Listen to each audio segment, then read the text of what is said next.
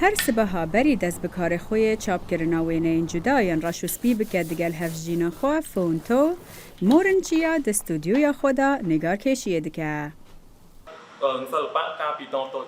بهره من یا هنری د تمنکی بچوک دا دست بکر دمی من وینه کشان لسر آخه دکر من هزرنت کر از ببم هنرمند دمی اسمازم ببم لی پشتی ازم کسکی کم اندام از جری خسنا نه حکومی یا بناوی اپیک آرت فیری هنری بوم. بری 12 سالان مورنچیا بروداوکا الکتریک شوتی و هر دو دستنوی هاتن برین. دمی از لگوند بو من هز بتنهایی کر من دید هنده کز جانا وان جامن دجوارتر بو اوه هشت از بخوازم جانا خوب جیم او کار بکن.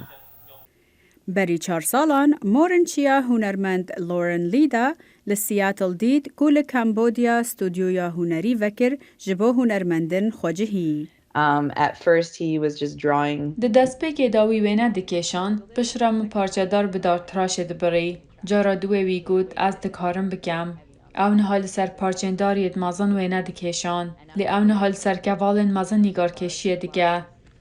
پشتی روداناوی ماموی کار خودی کرنا وردکان جیرا پیدا کر او د تابلویا هنرمند شانا شلبی یا بناوه هندک جار کیف خوشی و هندک جار زحمتی کار مورن نشان داده.